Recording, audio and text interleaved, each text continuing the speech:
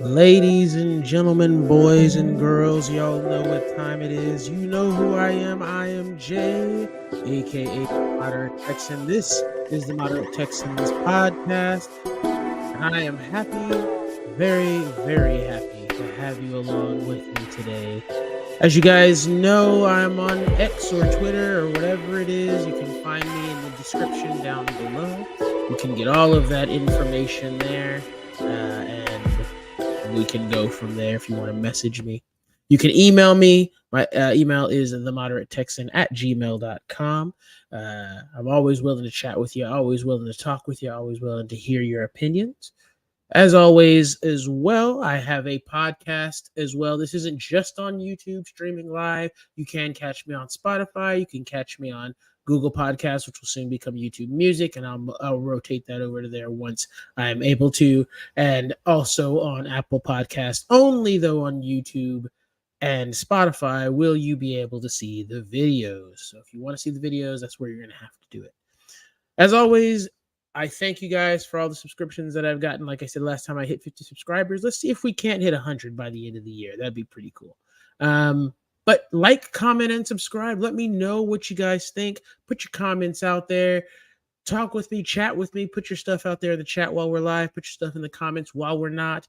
And we're good to go from there. There's more stuff coming. Shorts are going to be coming out. I put one out yesterday, got a decent amount of views. So I'm going to start putting out some shorts regarding specific plays and kind of see how things shape up. As always, you guys know I'm here for you, regardless of what you need to talk about, regardless of the situation. What do you guys need me to pray for? I'm always here for that. Put that in the chat. Put that in the comments. Email me. Hit me up on X. If you got me on Discord, go ahead and hit me up there. Whatever the situation may be, however you want to call me, text me, whatever the situation may be, I'm here, ready, and available to listen. All right, without further ado, let's kind of jump into the next portion of the show. You guys know I always like to have a quick side note. Today, I wanted to have a little bit of a conversation. One of the things that came out today, I saw a tweet, and I don't want to share it without getting the permission of the guy. I don't know him, but I do want to kind of talk about it. We saw a pass rush win rate map that kind of came out there. An interesting bit of information is that it appears that the top 3 pass rush winners are Micah Parsons, Myles Garrett. We know those two very well. And Will Anderson. Will Anderson is almost in that top right corner, which is where you want to see. That's elite pass rushing. And through 4 games, you can see he's elite. Now, you might think that due to stats, sacks is low. He's not getting a lot of tackles. He's doing pretty good in run stopping when they run his way. But if they run away from him, he does not really showing up in that stat sheet. Let's kind of have that discussion, right? That discussion kind of talks about the stats. I know people want to say men lie, women lie, but numbers never lie. In this case, the numbers are telling the truth and lying. If you're looking at just those base easy stats, sacks, right? Tackles for loss, you're going to see and think, hey, he's getting neutralized. But when you watch the film, when you look at the advanced metrics, Will Anderson is dominating. But let's not just talk about Will Anderson, right? Because that's not the only thing you really want to look at in the situation. You also want to look at all of the other rookies. There was another tweet a while back that I saw that kind of piqued my interest. And I believe it might have been PFF who tweeted something about it, or I don't remember who it was, but it showed all of the rookies, all of our rookies that are out there are in the top 5 rookies in their draft class at their position. If they're not number 1, they're in the top 5. That's insane. Like in every position, Will Anderson is by far the best edge rusher. CJ Stroud has by far been the best quarterback taken thus far. Tank Dell is in the top 5, I believe. It's him and then Zay Flowers, or maybe reverse. It's or Puka Nakua, it's pretty close. Um, Jarrett Patterson has been the highest graded offensive lineman of all rookies, and it's not close. These are things that we, again, need to have the discussion. The film shows it. The film also shows them making rookie mistakes, and that's okay. The stats are going to come. You're going to begin to see the stats show up. And that's what we're looking for as Texans fans. We're looking for the film to show it. We're looking for the play to show it.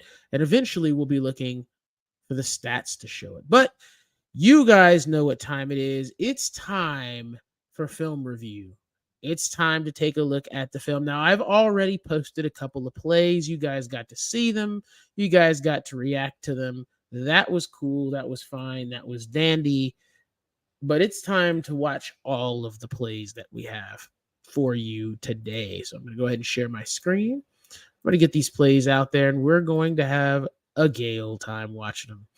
If you guys see anything that you guys want to talk about while I'm going through these plays, feel free to go ahead and stop me. Feel free to go ahead and place your information, place whatever you want to see in the comments, and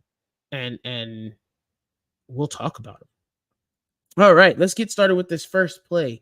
This is fairly early in the game, like one of the first 2 or 3 plays in the game.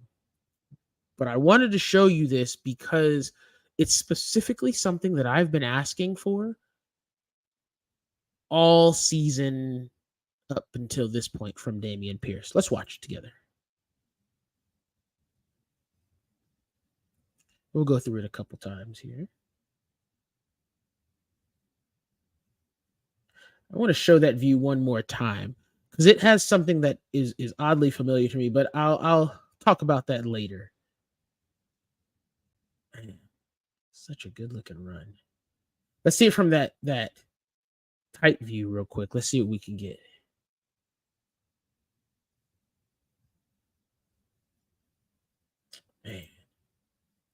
Man, oh man. And just so you know, we will have EXO joining us. He joined us a couple of weeks ago in a film review. He's going to be joining us here in a little bit once I kind of get through this play some. We're going to be chopping it up together. So give me a little bit and I'll bring him in once we kind of get through this play. All right. Let me pause it. Let's bring in EXO real quick. EXO, my guy, how are you doing? How you doing? How you doing? Doing well. Just got off of work. Decided to fucking drop on and see some good old Texans football. Yes, good old Texans football because it is not abhorrent trash like we got to see last year. So that makes it better already. We're looking at that first play that we kind of looked at. I think this was fairly early in the game, like one of the first plays that we ran. It's that run from Dameon Pierce, it's a pitch out to the right, in which I had mentioned it looks oddly similar to what we ran in that Chargers game in which Pierce broke it for 75 yards. Okay. And we can see that there, right?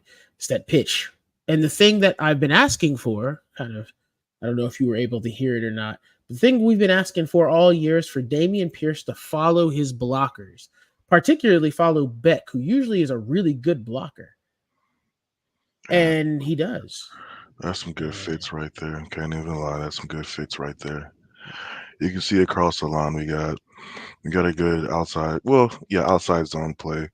We got 2 doubles. We got a double between the guards and center, guard and tackle, and a beautiful block by one of the receivers that we're deciding, and hopefully take the next step from his road to recovery from his ACL tear in his national championship game, then to finding out about his overall health status with his what I forgot what type of cancer, was it pneumonia or something like that? Leukemia. Leukemia, his leukemia diagnosis, and so we're seeing week by week a steady pump of uh, of John Michie, and I can't wait to see him take more and more steps in the coming weeks. You get to see a couple players step up when they got their bells calls. As you can see, a beautiful read reach block by Austin Deculus on the left side. A lot of question marks for that guy into this game since it was the film that we kind of saw on him in the first couple of weeks of training camp wasn't the best. We saw him a couple plays in the Patriots preseason game. And then at that was it the Saints game we played second week of preseason? Yeah, It he didn't was, look good. he didn't look the best. Looking back on it, you get to. I think it's a theme for this team, and it's a theme that you kind of mentioned it on about I guess the status of what the Texas will be like this year as a steady progression. We might have some regression to the mean sometimes. We will see in the next couple of weeks, but we are seeing a steady progression between certain players, and that's the whole team overall. And you get to see that with Austin Deculus because, as you can tell, as you watch from the previous weeks, or just as you watch from the preseason and in preseason up into this game, you can kind of see. I don't want to say night and day difference, but you can see uh, a large difference from the uh, the skill of Deculus as we see him. So I don't know if it's that the coaching, that's the scheme, was that a combination of both? That's the player, combination of the three. We just know that we're kind of seeing good progression. Um, from the left side going down, as y'all know, I'm the lineman guy. We got a good reach block by Austin Deculus. We got a good reverse lock block by Kendrick Green before he got hurt. We got a good double, slightly good double. Just know it's outside zone play, so I understand why Patterson has to get out. We can get to talk about Patterson a little bit this game and some other guys that are kind of opening their eyes up. We get to see a slightly bad reach, second level climb block by Fant. He's the only O lineman that really didn't get to his guy and hold up, and you could see uh, kind of halted Damian Pierce on what he was going to do, but you could get to see that hey, this scheme that we're running here, the scheme that's being implemented from the if you ever any of y'all ever listen to Sports Talk 790 with Sean Pendergrass and Seth Payne, that Coob Shaniak uh, coaching tree, Coop Shanahan. You get to see that Mike Shanahan, Gary Kubiak type of offense, West Coast offense, outside zone running scheme that's kind of showing here. If anybody is old Texans fans, you get this is showing real semblance to back in the day to the Arian Foster, Gary Kubiak days. And hopefully Pierce turns into that guy. Hopefully we can get a guy in here that can be kind of like what Arian Foster was for us. Yeah. I like how you broke down that play and kind of looked side by side, but I really want to highlight something here. This is TJ Watt, and that is John Mechie. I know you brought it up earlier, but that's not supposed to happen. That's not a normal right? block. That's not a normal block. Like, you don't want your wide receiver blocking one of the top 5 edges in the league. I mean, I think we could say that he's a top 5 edge in the league. Wasn't he defensive player of the year last year? A couple years ago. So you're talking about, this is a top 5 player at his position, and this is essentially a rookie in John Mechie. And he performs admirably. Like, this block is a thing of beauty. This is all you O-line coaches are probably saying, yo, man, that's thank you. Do effort. Thank you. That's what we're asking for. That's all we're asking for as fans. Give us that effort. Give us that want, that drive to win the game, to do more than the other team. But the real reason I really wanted to show this play is because finally, as VT said here, Damian is finally following his blockers. And when he follows his blockers, good things happen. This is exactly the same play that Pep Hamilton drew up against the Chargers. Was that last year when Damian Pierce broke it for 75 yards? This is it. This is the exact same thing he did. He followed his blockers. You literally hear it in the sound. Get out, get out, get out. Couldn't get out in time. And next thing you know, he's down the sideline for 75 yards. This is what we've been looking for Damian Pierce. We have been looking for that. Let's get on to play 2 here. Let's see what's going on. I already know what's about to happen. EXO is about to be Uh, upset. VT's about to be upset. man, this is ridiculous. What is it? It's a problem you like to have at this point. That's what I would say. I want to save people's ears before I get irate. Yeah. Just got off. But as what I like to say, it's a problem I like to have, which is a theme that you've been harping on for the last couple of weeks.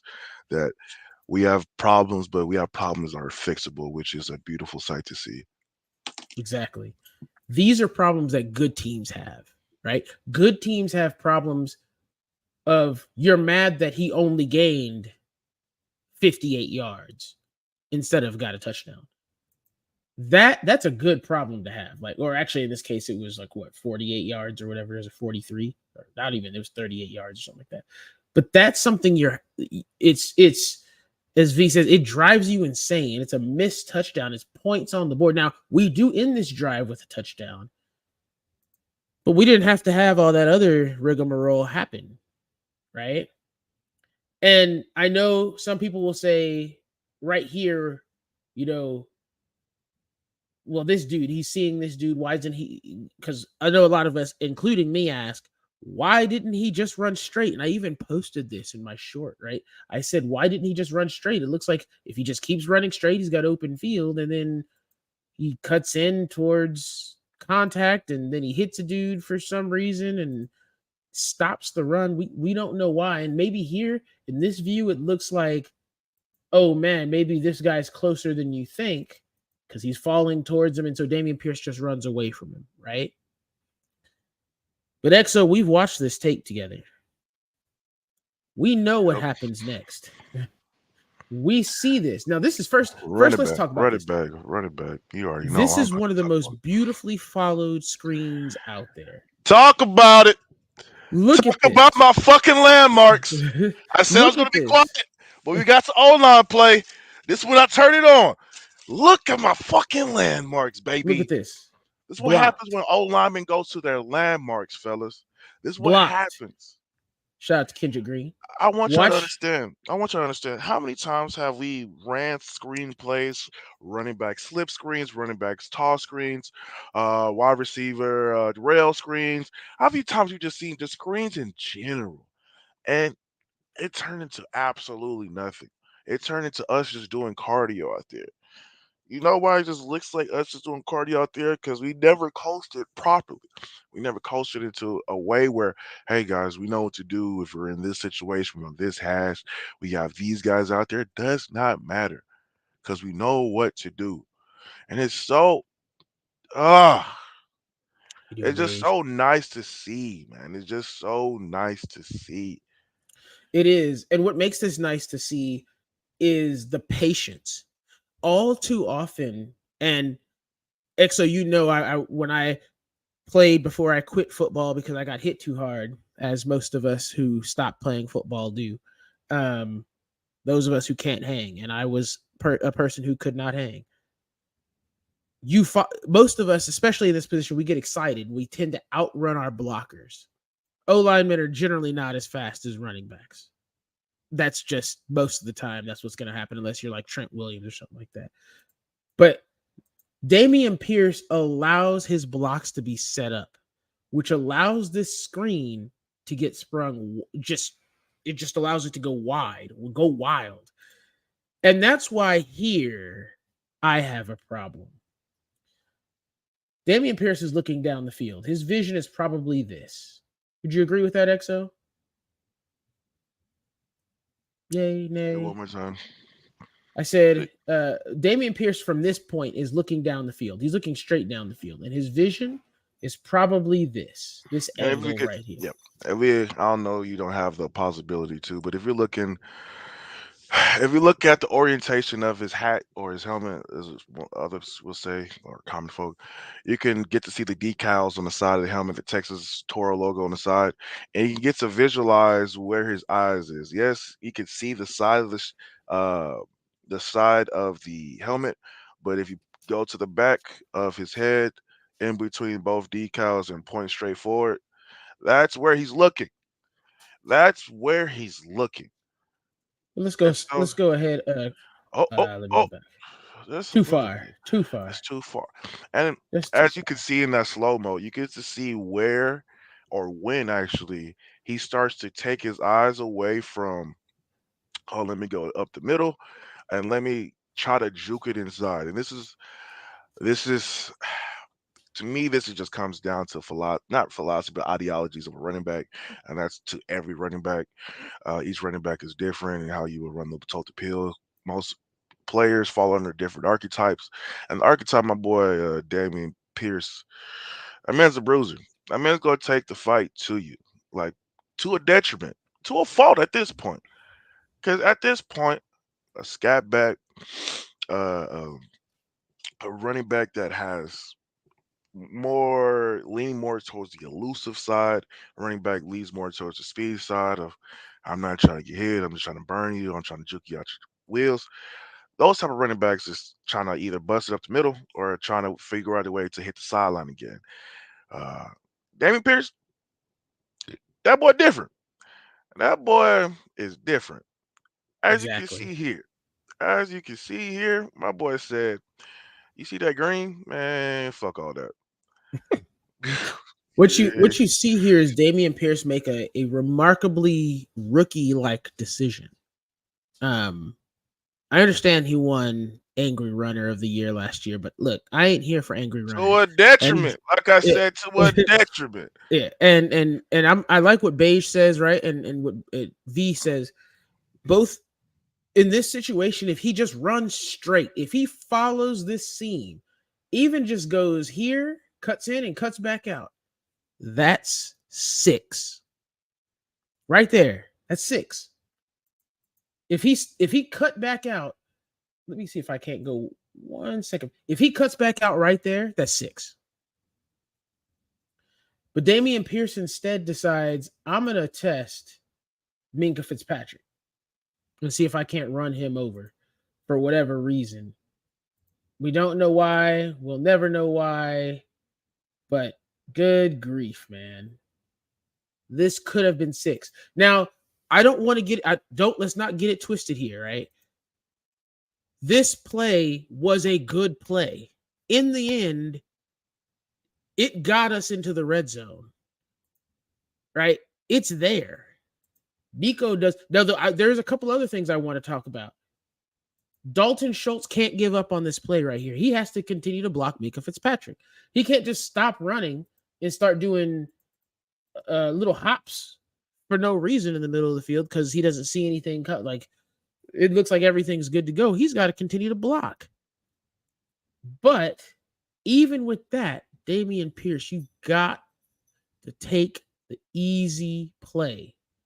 And you're right. Nico does have the corner / safety over there blocked. He's got 29 blocked up.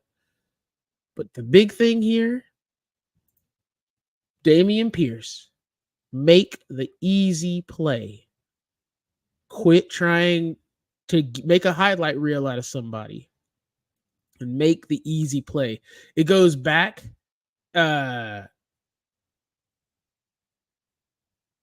goes back to the thought process of do your job. That's all we've been asking. Do your job. Overall, this is a good play, but this should have been 6. This should have been 6. All right, let's get on to that next play here. Not much further in. Let's see what this is. Ah ha ha. And so you already know what I'm about to say here. You already know what my problem is with this play. So we know this play. For those who watch JT O'Sullivan, aka the QB School, you know what this play is. This is an out route pass to Robert Woods in front of Patrick Peterson. It's a bold throw. And I'm saying this is a rookie mistake. He makes the pass. The play is completed. Thank God for Robert Woods being sure-handed, but and beating Patrick Peterson to the spot. But this could have been picked, especially if Patrick Peterson was in his prime. This might have been picked. Patrick Peterson does a great job of baiting CJ Stroud here. a great job. And what I mean by baiting, Patrick Peterson is put in a bind here. He has Nico Collins, who's run. Let me kind of go back. Let's start the play over. I want to show you from the beginning so you can see it before he throws. All right. So already off the bat, Patrick Peterson is on Nico Collins, right? We see Tank Dell coming across. We see, I think that's, oh no. That's not what I wanted to happen. Singletary. That's Brevin. Okay. This Brevin down here. He's running a route outside here. He kind of cuts back in. And then we have, Robert Woods cutting in here. And then we have this go route that's kind of happening right here with Nico Collins. Now, what should happen here is you guys can see the pocket. Jaret Patterson is kind of just shuffling this man out. Highsmith over here is being held in check. We've got this guy getting blocked. We've got Mason over here with Fant blocking out Watt. This is a pretty clean pocket. Now, what should have happened here is CJ should have played on this problem that Patrick Peterson has. 34 is out of this play. He's done. This play is now on Minkah Fitzpatrick to cover pretty much all of this. It's this half of his feet. He's got to cover all this. And Nico Collins is streaking down this sideline. Patrick Peterson is his man, right? He's got to follow him. But also, Robert Woods is flashing across his face at the first down marker. If CJ steps up and holds Patrick Peterson there for a half a second more, Patrick Peterson steps up, Nico Collins goes forward, and you have a wide open touchdown. Now, that's the easy play. But you have to have a bit of patience to have that happen. We make a harder play, and it still looks good. But again, it's leaving points on the field. It's making lives harder. But that's a rookie play. That's a rookie decision. He'll get better with time. He'll see it in the film that if he had tried to pump fake and get him to move. See, he's already starting this throw instead of pumping, doing the pump fake there. If he had done that, you now have a possibility to get a touchdown. You have a possibility to move him. And again, like I said, this is a clean pocket. He has space to step up. 55 has to take Dell. 9, Jordan over here is again, they're putting pressure on these two players. This is great play calling. CJ's got to be a little bit better here. He's got that. This is veteran savvy. You got to know when to pump. You got to know when to make that move, when to look off that corner so that you can make the easier play. This will come with time. Exo, did you see anything else? Anything else you wanted to talk about on this? Running back from the top of the tight view. But to add on to your running it a couple of times, I'm just looking at the O line again. Only thing I might have to say is probably a bad play by Jaret Patterson for getting this and both. This whole play is a nitpick play by the both of us. I'm not to the people listening right now. It's a very nitpicky play. My nitpick play on the O line, just moving forward, just like as you said, it's a rookie play. Jaret Patterson got to stay square. Would not open the gate that quickly as a center. Thinking about getting more depth, but as a center, you can't lose depth as a center because you're the focal point of the pocket. So he did all he really could do on that play. I was to nitpick to basically moving forward. I'll take that. I take not a jump set, but I'll attack it quicker than what he did, just to prevent that D tack 3. No shade. That's another. Nah, that's a one. That shade technique to gain that gap in control. With that, CJ might feel more comfortable in the pocket to look at that streak more, or to basically diagnose his views. Because to now go back to what you were speaking on, CJ's a very rhythm thrower. This is a rhythm offense. It's very contingent on progressions, feet Mhm. work, technique.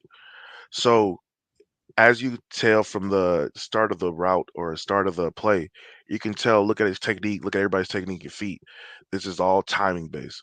One, two, and he's already hitched. So from the jump, from the go to before he hiked the ball, you could tell by how fast he diagnosed his play, or how he was deciding on where to go the ball, just based on how quickly he got to his reads.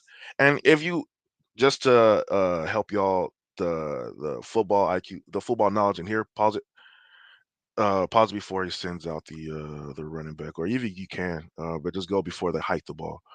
Um, like I said, about just understanding the numbers, because football's a numbers games. Like, we just try to find the best advantage. So the best advantage for any players to, for any side of the ball, is to attack the weaker side. So for offense, a quarterback becomes one of those guys when he understands. All right, if you draw down the line, like, appreciate it, Monty, like you're doing, and so everybody draw a line down the center and just look at the numbers. You can tell where. It's pretty much plain as day. That's why they said football is easy, but it's also hard as shit. It takes a while for you to like understand the game. Once you look at something, you just understand what's supposed to happen. So we got what type of look is this? This is a underlook. We got a safety over top the run force. So we got a safety on top of a linebacker on top of a tight end. So that's a run force. So they're expecting to hit that area right there, to control that area. They also are fucked to the right side of the play. My bad, I got the handle shit. They're fucked to the right side because that's where they're least the least amount of numbers they have. So if we go to the wide view, my bad. If we were able to go to the wide view on this play, draw a line down the center, and you can just tell, like, all right, I have a better advantage on the right side to the left side, but they have a better advantage on the passing side of it. So since we're not running the ball, we're trying to pass the ball. We got a linebacker that's covering our slot.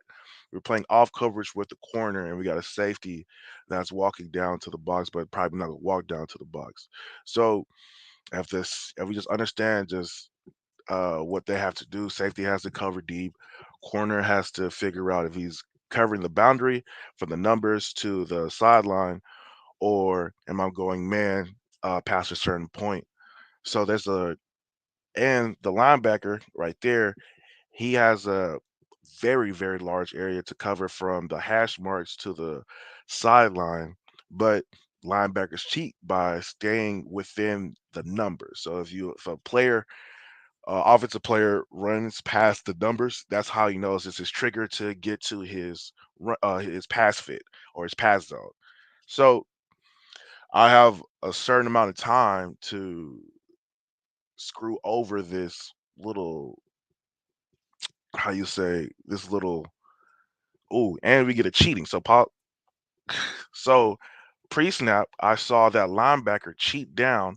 So now I know I definitely have a gap in the zone where I have this 2 by 3 turns into a 2 by 2 cheat, because this is probably, it turns from a cover three to like a cover three buzz or some shit like that, with that cheating linebacker, cover three snatch, or cover three what's the cover three stiller or some shit like that, or cover three thief. We got a cheating linebacker somewhere that's hiding some shit. So pre-snap, we're showing blitz but going back into zone, but he's going back into the zone in which we have a play that's outbreaking into the area he is supposed to be. Veteran play by Peterson for trying to cheat, since he knows he has off coverage. This is for all my DBs in here. If you're a DB, there's only three type of routes motherfucker run, and there's three levels in which you can figure out what type of routes that somebody can. That's 5 to 7, 10 to 12, 15 and above. By 5 to 7, I know what you go to run. So not even looking at the slot. If I'm Patrick Peterson, this is just coaching up the defensive side. Patrick Peterson, vet, been in the year for over 10 years. That's why he's cheating on this play because his man is supposed to be that cover 3 area, supposed to come down the line. I know 5 to 10. If you're not doing, if you're not breaking down, you're not doing anything. I know you're going deeper. That's just how the rules works. So 5 to 10, you broke that bitch. So now I know that you broke that bitch. I'm looking at my quarterback already about to throw the ball and committing. I've seen Robert Woods breaking that fucking hard. I know he's about to throw the ball that way. So I break on the route. So, so now we're seeing him break on the route, which was a smart defensive play. Moving forward, Bobby Slowick, Gerard Johnson, Bill Lazor, they're going to explain to CJ, we're coming to a point in time later on this year where same look is going to happen. First quarter, second quarter, guys, we're going to see this play. By third quarter, fourth quarter, CJ's going to hit that seam route or not seam route, that streak route on the outside because I'm gonna test it in the first drive, first 2 drives, just to see what they're going to do, to see what their tendency is. Then I'm gonna come back to it later on in the game. That's how Peyton Manning did the shit all the time. Actually, anybody that played against Peyton Manning said he had tails until he figured out, oh, I have a tail. And so I'm gonna play on that tail until I can flip it by the end of the game. My bad for my little rant. I just got into a little mode. No, no. And it's helpful to kind of say what I was saying, right? That tell is, and this is again a rookie mistake, right? If he holds that extra half second, it really puts Patrick Peterson in a bind.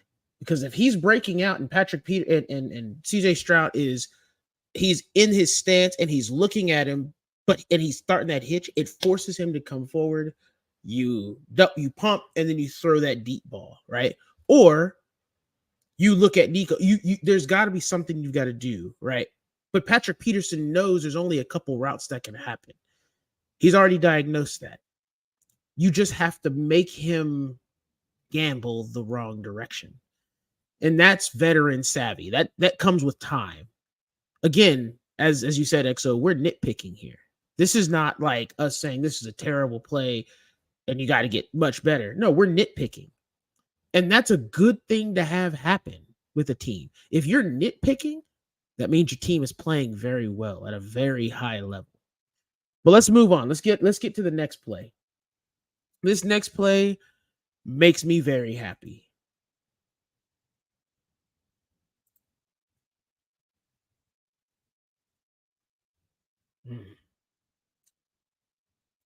Beautiful. Good cover 2 For play. those who didn't see it, Good was young that? man. Oh no, I said good cover 2 play, but good young man. Good young guy stepping up. This is rookie Dylan Horton. Was he 6th-round pick out of TCU? Yep. 6th-round pick out of TCU. You'd have thought this dude was a throwaway draft pick. Nope. Smart player. Diagnoses correctly the play. Didn't he move from safety all the way up to D-line? Like, man, put on muscle. He's able to diagnose. Look at this. He uses that safety knowledge to say, oh, I know what's happening. I know what's coming. Diagnoses the play, makes a tackle in open field, and stops this play before it starts. This is a TFL by a rookie. I know it's not Will Anderson, but hey, this is a good play. This is a dang good play. This is exactly what you want to see out of your rookies. This is exactly what you want to see out of all your players. But we're getting this type of high-level play from a rookie? League better watch out. We figure it out, put it all together, we could be scary. Especially if we could start getting interior pressure. We're developing something nice over here. Don't get me started on interior pressure. I'll be 3 weeks in a row talking about this shit. I'm gonna be beginning of the season talking about this shit. This shit was nasty to see the Patriots game. Them Let's just enjoy the nice things. Yeah, let's look at the good things, right? Yeah, we'll definitely need Dylan Horton to play and step up his game uh, against Bijan because Bijan's special. That dude can do. Bijan's a guy. He is that guy. He is that That guy. guy. But this play, there's not much to really nitpick. It's a good play. Let's move on to the next play. It's on offense. Let's see what's going on here. Woo! Now, for reference as to where this is the last play before we kick the field goal in the first half to go up 16-0. This is another screen. Another well blocked, well run, almost well blocked because this is messed up. But Nico makes that miss. But I want you to recognize Kendrick Green. Look at where Kendrick Green is. Oh, you see, I'm trying to be calm, but you're not trying to allow that, man. You're not trying to allow that because my boy moving. Look at that. That's your left guard, bro. Look at moving. This is a bad block by whoever. That's Deculus, I believe. That's a bad block by Deculus, but it's okay. Nico's fast enough and strong enough to get out of there. But look. Hold on. VT in here. This is why the fuck I was talking about. Hey, man, I know y'all might like when Garrett Patterson. He's doing a damn good job. Keep him there for continuity. Hey, man, you know who's doing a damn good job? Bobby fucking Slowick for calling up and scheming up this shit.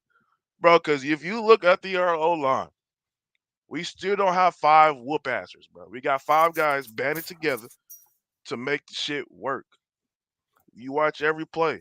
This shit can go shitty. If we didn't have CJ and if we didn't have a smart enough O-line coach and coordinator to scheme some shit open. Because, boy, these guys are still learning. And I'm not saying he sucked. I'm just saying he's not. Oh, yeah. He's fucking genius, God damn it. God Yeah, damn. he's good. He's so good. He's so good. He's about to piss me off. Yeah, you know why? He's about to fucking leave. Nah, I think he stays 2 years. He's not ready. I hope he pulls a Ben Johnson.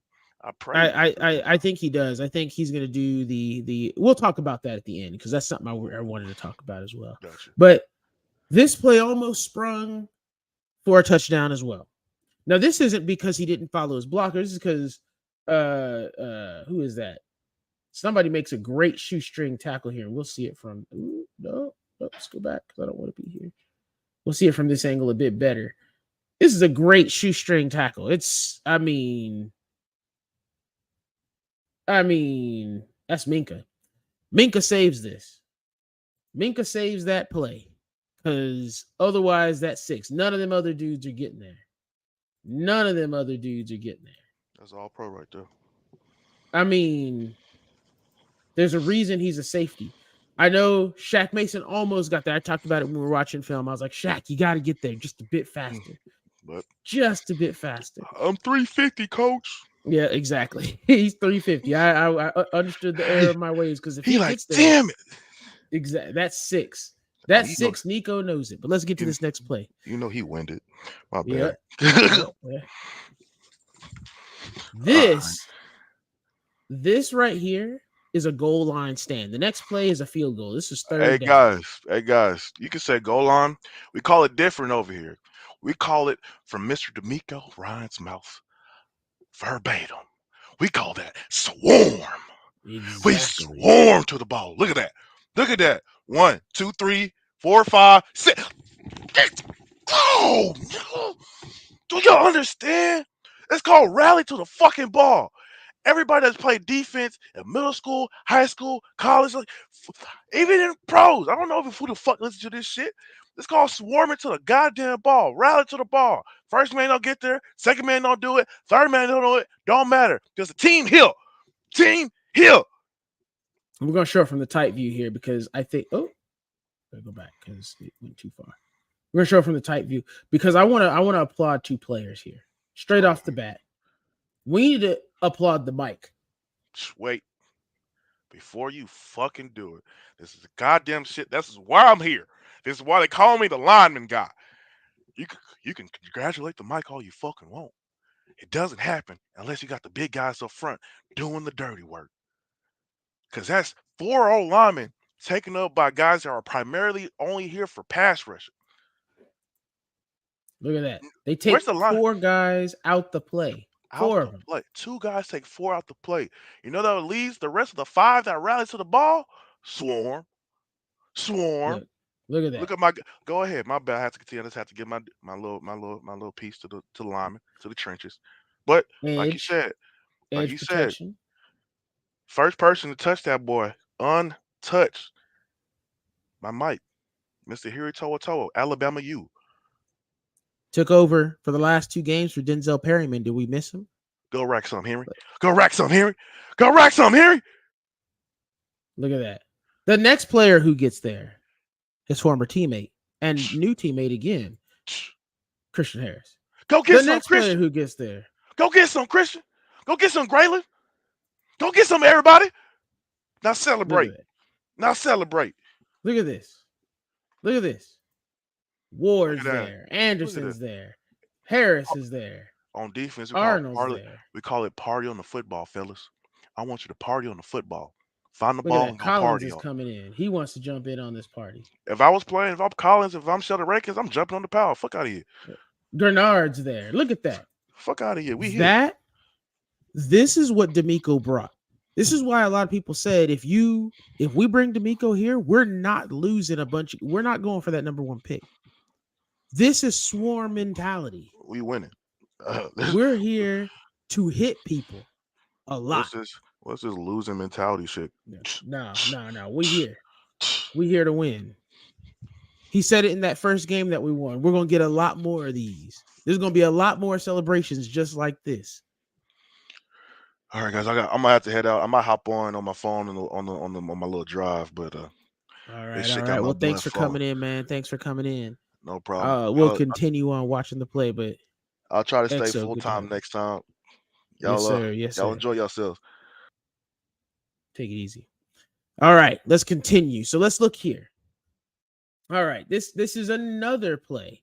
This is another goal line stand. This is in the second half, right? This is the third quarter. This is when the Steelers were driving on us, and we're thinking, oh, man, here it comes again. But remember what happened with the Jaguars. They started to drive. They started to look good, and then what happened? This time, instead of giving up touchdowns, Henry To'o, learn that man's name. Say it right. Henry To'o. Look at this man.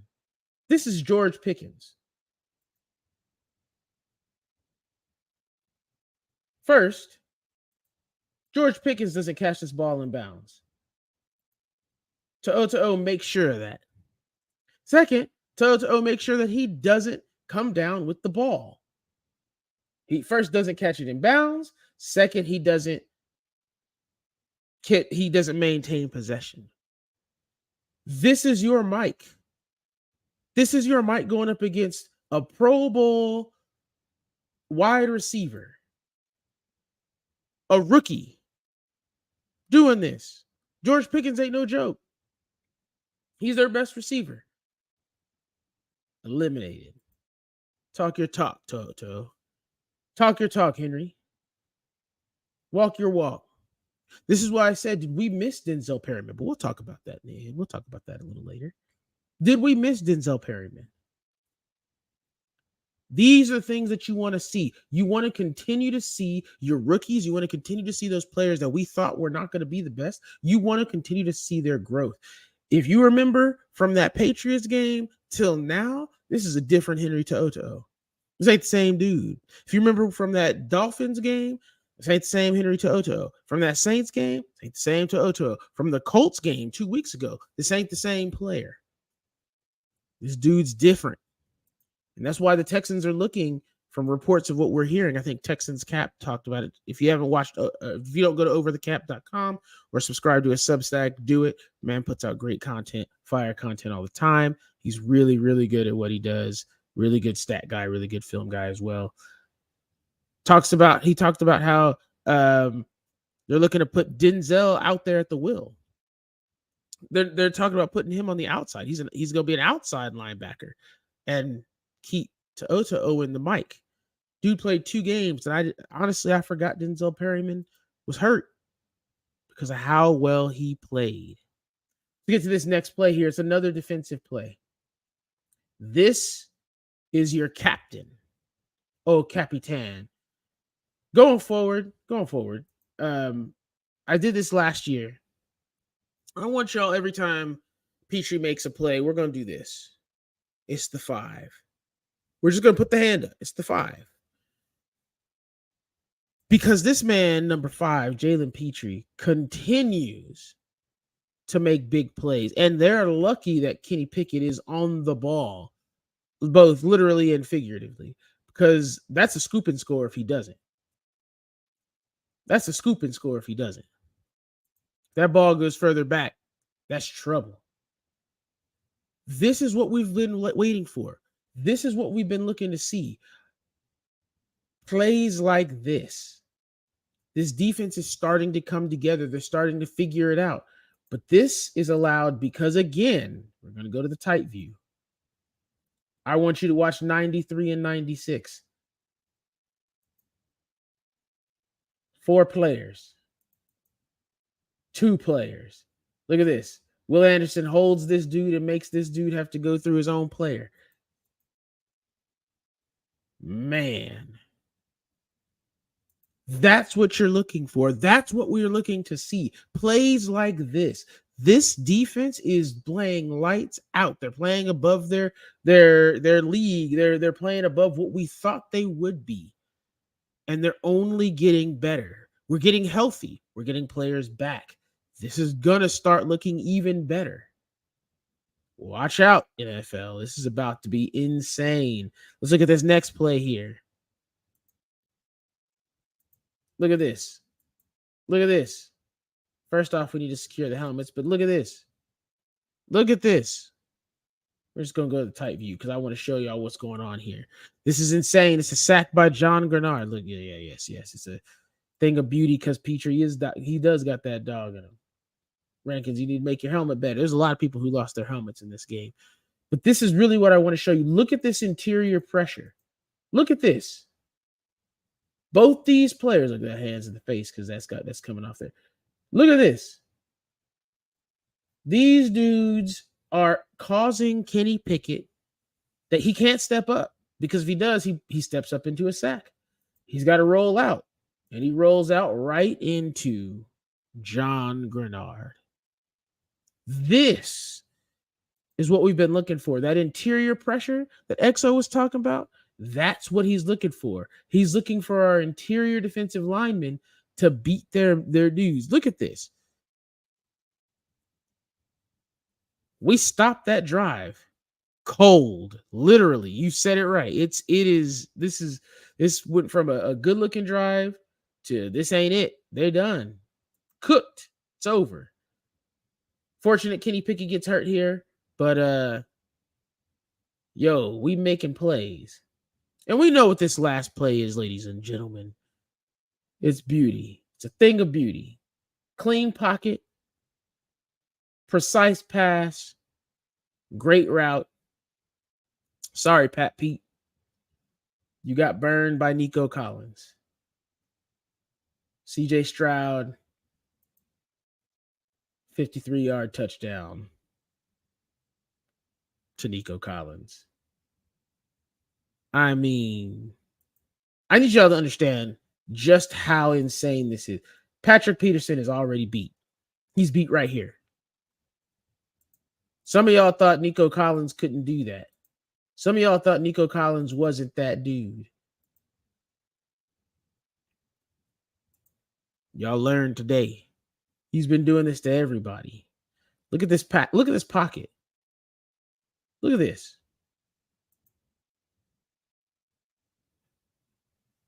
Give CJ time. He's going to pick you apart. Let's look at it from the tight view. Let's see from the tight view. Look at this. You're not going to see Nico very much until the ball is thrown. Oh, there it goes. There's Nico. Look at this. There ain't nobody close. CJ had time to even hang out with his throwing motion. Look. Look at that. He's standing there. Nobody's touched him at the end. A lot of us were guilty of not believing in Nico. A lot of us. You're not the only one. You're not the only one, V. But it's okay. It's A-okay.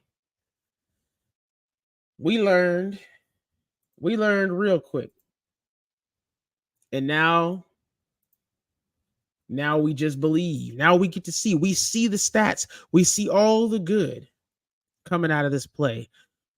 What we see in this film going forward is we begin to see the players are starting to mesh. The offense is starting to come together. I said at the beginning of the season, actually, I said after the first preseason game that by week 5, this offense will start to look phenomenal. It'll start to look like what it looked like when Case Keenum took over, but better. And we're starting to see that now. And going forward here, right, when we look at what we kind of predict going forward for the future, against Atlanta, they're almost the same team we are. They got a legitimate defense. Their offense, though, kind of sputtery. In terms of defense, they're pretty much the same as us, but offensively, they're not. Our offense is better. But our wide receivers have been piecing up secondaries like it's nothing. Can we win that fight? Can we win the run game battle? If we can do that, Atlanta's in trouble. They might be in some deep trouble. Now, I respect Atlanta. They got a good secondary. They got a good run-stopping defense. We haven't been good against those run-stopping defense. We gotta get better. Yeah. Nico going off? Yeah. Who would have thought? Well, it's happening. It's all coming together. We're starting to see the fruits of the labors of the last 2 years, the last 3 years, all that stuff that Nick Caserio got pieced up on Twitter and Twitter Spaces and Discords on Reddit. It's all coming to fruition. Everything is looking good. One of the things I really wanted to touch on is that we're starting to see less and less mistakes. We're starting to see less damage done to ourselves and more of us correcting that stuff. We're starting to see the right plays made at the right time. That's good because that means that Slowick is calling the right plays. He's getting better at being an OC. We're seeing CJ become better at being a quarterback in this league. We're seeing players start to understand the system better, understand what's happening, and mesh together better. We're starting to see the run game start to come together. This was the best run game that we have had. I think we had over 130 rushing yards this game. But I want to temper some expectations. Don't think that we're going to be even way better on the O-line because this game, again, we allowed no sacks, second game in a row. Expect some hiccups from that O-line. It's a new O-line. Titus Howard is coming back. Larry Tunsil is coming back. We don't have Kendrick Green, who's played phenomenally at that left guard position. That's going to cause some problems. It's going to cause some hiccups. These guys haven't gelled as much. But what we're also seeing is everybody get healthy. Denzel Perryman's coming back. Tavierre Thomas is looking like he's going to play. That's going to be huge for the nickel because Grayland Arnold, he's decent, but he ain't Tavierre Thomas. Tavierre Thomas is a different beast, a new animal. We're going to see a much better team. But what we need to do is we need to contain Bijan. We need to get the run game going, continue to play fast and free, continue to be precise, continue to be good. I think we come out with the dub. I'm going to make my prediction. I think we win this game 33-27. That's my guess. I'm thinking we go 33-27, win this game, end up going 3-2, ready to take on the Saints the next week. I will see y'all in Houston for those that are there. As always, if you guys have questions, if you guys have any thoughts, comments, anything like that that y'all want to get out, go ahead and put that in the chat. If you guys haven't been putting that in the chat the entire time, it's cool, it's fine, it's dandy. I'm still here with you. We're still talking, we're still chatting. But if not, you guys know what time it is. It's time to say goodbye, which means we get to look down at the description below, see all my information, which is my email, my X, my Twitter profile, whatever you want to call it. It's down there. Feel free to hit me up on that, DM me, message me, whatever you want to do there. You can email me and I'll try and get a response back if you have questions or concerns or something that you specifically want me to look at. I do check that email all the time. It is always on, always looking. This is also a podcast. Like I said before, you can check this out on Spotify. Check this out on Apple Podcasts, Google Podcasts. You can check this out also here on YouTube. Only on YouTube and Spotify will you get the video. Otherwise, you'll just get the audio if that's all you're caring about. As always, if you like what I'm doing, feel free to like, comment, and subscribe. It helps me out a little bit. I'm not looking for any money. I'm not looking for anything crazy. I just like to have conversations with people, go over film, and have a good time. Let's see if we can't get to 100 subscribers by the end of the year. That'd be pretty cool. I'm not looking to get to 1,000 or nothing, but just 100. That sounds pretty cool. If there's no other questions, y'all know what happens. At the beginning, we talked about coming back to the middle. Well, we're at the end. You know what happened. We got to look through the darkness, look through the clutter, find that little bit of light, and bring it right back to the middle. Ladies and gentlemen, I am the Moderate Texan. My name is Jay. This has been the Moderate Texan Podcast, H-Town Stand Up. I will see y'all next week for the Atlanta Falcons film breakdown. Peace out, y'all.